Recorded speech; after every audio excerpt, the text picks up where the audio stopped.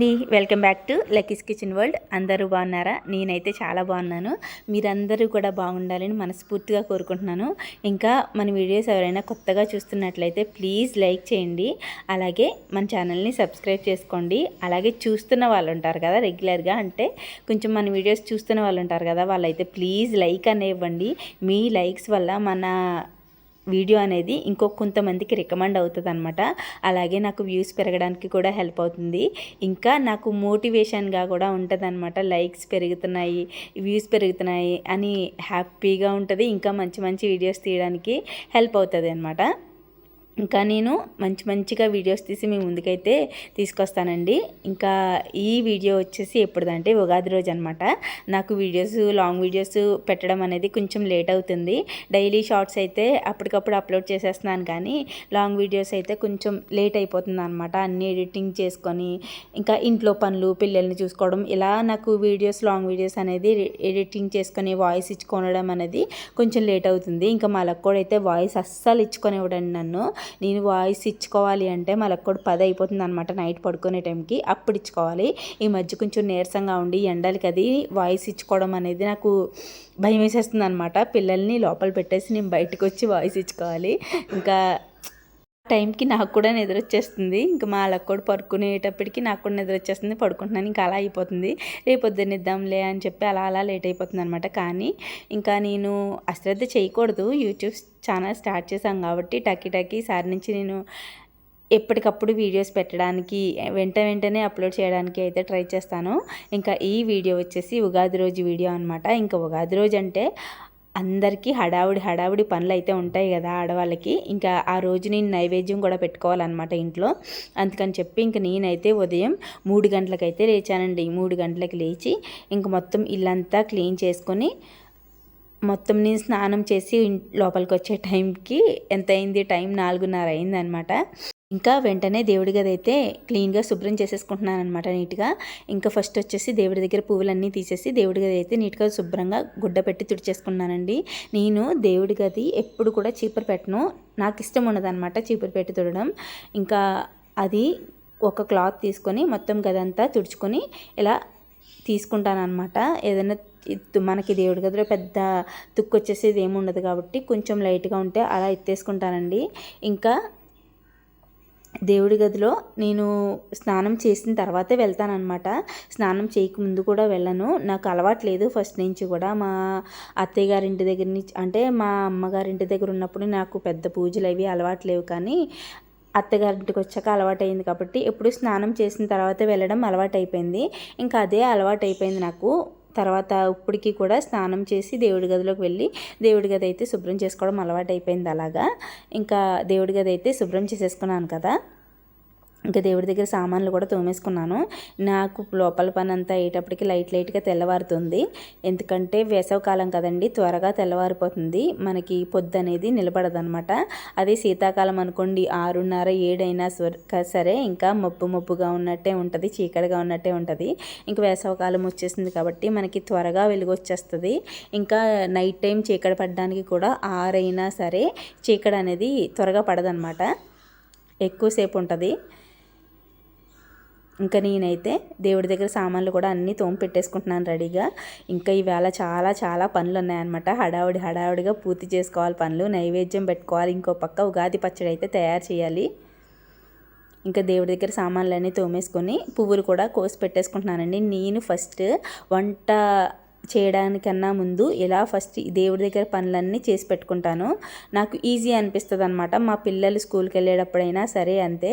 నేను మొత్తం పొద్దున్నే స్నానం చేసేసి తులసమ్మ దగ్గర ముగ్గు పెట్టేసుకొని తర్వాత లోపల దేవుడి గది అంతా చక్కబెట్టుకొని ఇలా పువ్వులు అన్నీ రెడీగా పెట్టుకొని దేవుడి దగ్గర నీళ్లు కూడా మార్చేసుకొని అప్పుడు పిల్లలకి లంచ్ బాక్స్ ప్రిపేర్ చేసి వాళ్ళని పంపేసిన తర్వాత అప్పుడు పూజ చేసుకుంటానమాట. నాకు పెద్ద ఎక్కువ పని అనిపించదు. దేవుడి దగ్గర కూడా అన్నీ సర్ది పెట్టేసుకున్నాం కదా, పెద్ద పని ఏమి ఉండదులే అనిపిస్తుంది అనమాట. అలా చేస్తే నాకు కొంచెం తేలిగ్గా అనిపిస్తుంది. ఇంకా పువ్వులన్నీ కోసేసి దేవుడి దగ్గర మొత్తం అన్నీ సర్దేశాను, నీళ్ళు అన్నీ మార్చేసుకొని ఇంకా ఆగ్నేయ దీపం అయితే వెలిగించుకున్నాను. ఇప్పుడు నైవేద్యానికి ప్రిపేర్ చేసుకోవాలి కాబట్టి నేను అమావాస్య రోజు పెట్టుకుంటామండి మా ఊళ్ళో నైవేద్యం. కానీ నాకు ఆ రోజు అంటే ఉగాది ముందు రోజు అనమాట, ఆ రోజు పెట్టడానికైతే కుదరలేదు. మాకు తెలిసిన వాళ్ళు చనిపోయిన మాలన ఆగిపోయింది. నేను అన్నీ రెడీ చేసేసుకున్నాను, పిండి ఆడేసుకున్నాను, పూర్ణం చేసేసుకున్నాను, అన్నీ అయిపోయింది. ఇంకో అరగంటలో నైవేద్యం పెట్టుకుందాము అనుకునేటప్పటికి ఈ విషయం తెలిసిందనమాట. ఇంకా అందుకని చెప్పి ఆపేసాము. వద్దని చెప్పారు మా హస్బెండ్. ఇంకా అందుకని చెప్పి నేను ఆపేసి ఉగాది రోజు పెట్టుకోవచ్చులే అని చెప్పి మర్నాడు ఇంకా ఉగాది రోజు అసలే మాకు హడావిడిగా ఉంటుంది. ఉగాది రోజు పచ్చడి చేసుకోవడం ఈ హడావిడి అంతా ఉంటుంది అనమాట. ఇంకా ఆ రోజు నైవేద్యం అంటే ఇంకా మామూలుగా ఉంటుందా, అందుకే 3 గంటలకు లేచాను అనమాట. పప్పు నానబెట్టుకోవడం ఇలా ఇవన్నీ పనులు ఉంటాయి కాబట్టి ఇంకా త్వరగా లేచాను అనమాట. ఫస్ట్ వచ్చేసి రైస్ పెట్టేస్తున్నానండి కుక్కర్లో. నైవేద్యానికి మేము అన్నం, పప్పు, అలాగే బూరెలు, పునుకులు, పరమాన్నం పెట్టుకుంటాం అన్నమాట. అందుకని చెప్పి అవన్నీ ప్రిపేర్ చేయాలి కాబట్టి ఫస్ట్ అయితే రైస్ కుక్కర్లో పెట్టేస్తున్నాను. ఇంకా అదే కుక్కర్లో పప్పు కూడా పెట్టేసుకుంటానండి చిన్న గిన్నెతో. ఇంకా 2 అవుతాయి కదా, 2 ఐటమ్స్ కంప్లీట్ అవుతాయి. ఇంకో పక్క వచ్చేసి పూర్ణానికి పెట్టుకుంటాను. నేను ముందు రోజే పూర్ణం ఎక్కువ చేశానండి. బొబ్బట్లు కూడా వేసాను అనమాట ముందు రోజు. అది బొబ్బట్లు వేద్దాం కదా అని చెప్పి కొంచెం పూర్ణం ఎక్కువే చేశాను. కానీ నైవేద్యం ఆగిపోవడంతో మొత్తం అంతా బొబ్బట్లే చేస్తాను. ఇంకా ఈరోజు చాలా అంటే చాలా తక్కువ దేవుడి మట్టికే వండుతున్నాను అనమాట. పూర్ణం వచ్చేసి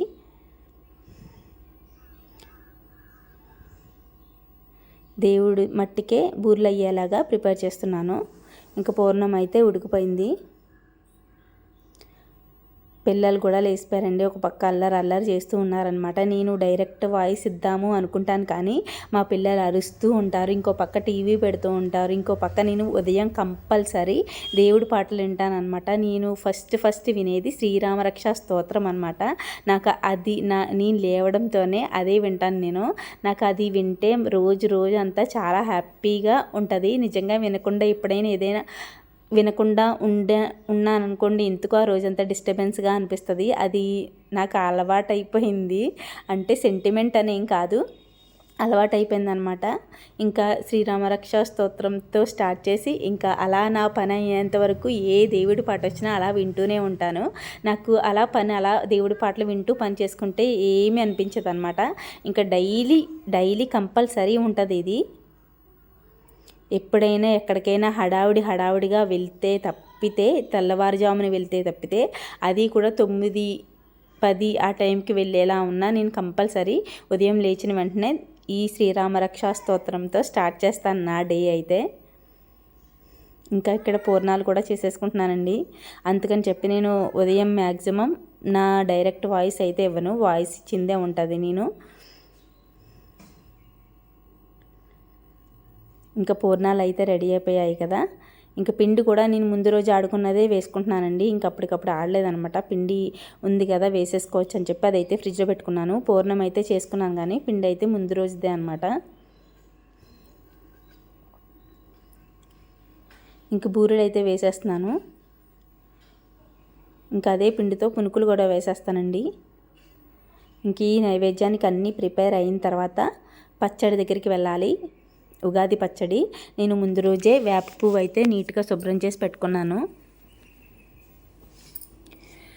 మా అత్తయ్య గారు ఉన్నప్పుడైతే నాకు ఇలా హడావిడి అంత పని ఉండేది కాదు. నేను అన్నీ రెడీ చేసేస్తే ఆవిడ పూజ చేసుకునేవారు.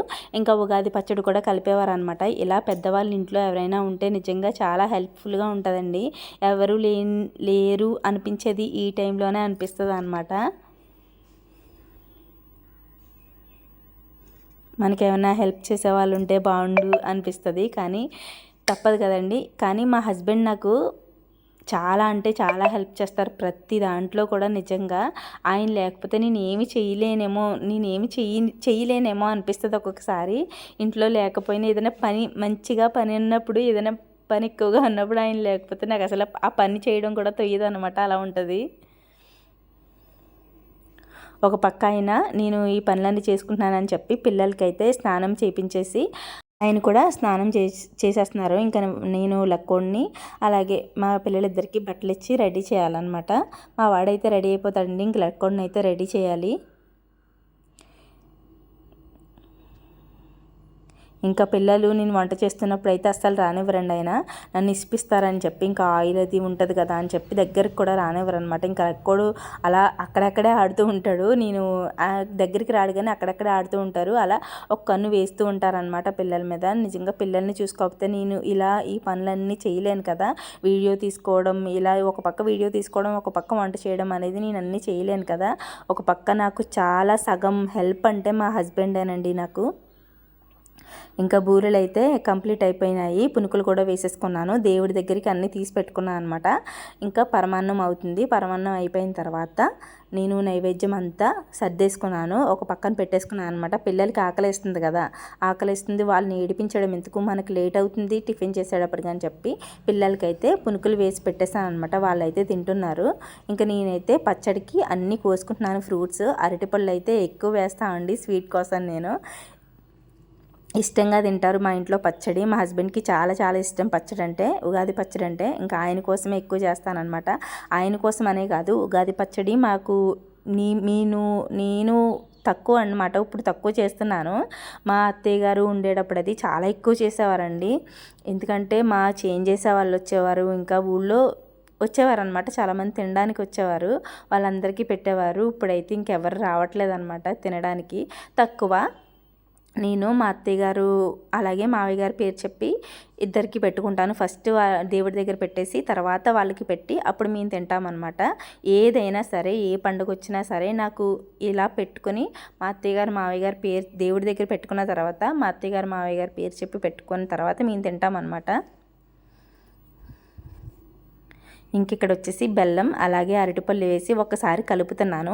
మనకి పచ్చడి అనేది కొంచెం చిక్కదనం రావాలంటే ఫస్ట్ అరటిపళ్ళేనండి మెయిన్. అరటిపళ్ళు ఇలా బెల్లం వేసి అరటిపళ్ళు కూడా వేసి ఒక్కసారి ఇలా కలుపుకున్నామంటే మనకి ఒక గుజ్జులాగా తయారవుతుంది అనమాట. తర్వాత మనం ఏ ఫ్రూట్ కావాలంటే ఆ ఫ్రూట్ వేసుకోవచ్చు. ఫ్రూట్స్ ఏమీ లేవు అంటే దగ్గర ఏముందో అవి వేసుకొని చేసుకోవచ్చు అనమాట. మెయిన్ ఇంగ్రీడియంట్స్ వచ్చేసి కొబ్బరికాయ, మామిడికాయ, ఇంకా చింతపండు రసం, గుల్లశనగపప్పు, వేప పువ్వు అనమాట. ఇంకా మిరియాల పొడి, ఇవి వేసుకుని కూడా చేసుకోవచ్చండి. ఇంకా నా దగ్గర అయితే నేను ఫ్రూట్స్ అయితే యాపిల్, ఇంకా దానిమ్మకాయ, అలాగే ద్రాక్ష పళ్ళు తెప్పించాను అనమాట. అవి కూడా వేసుకుంటున్నాను.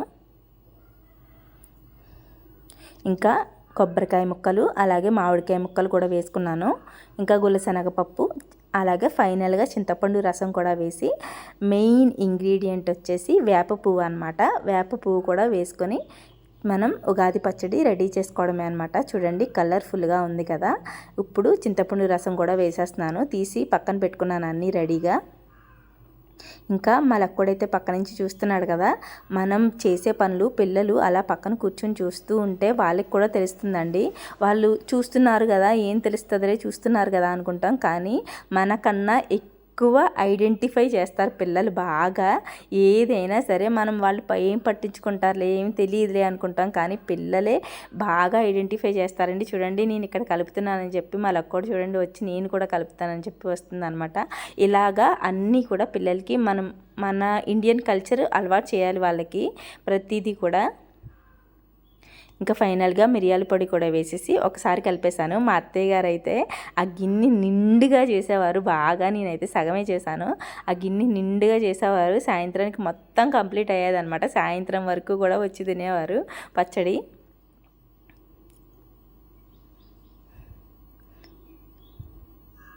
ఇంకా మన పచ్చడి అయితే రెడీ అయిపోయింది కదా. ఇంకా నేను ఇక్కడ వచ్చేసి మా లక్కోడితో కలిపిస్తున్నాను అనమాట.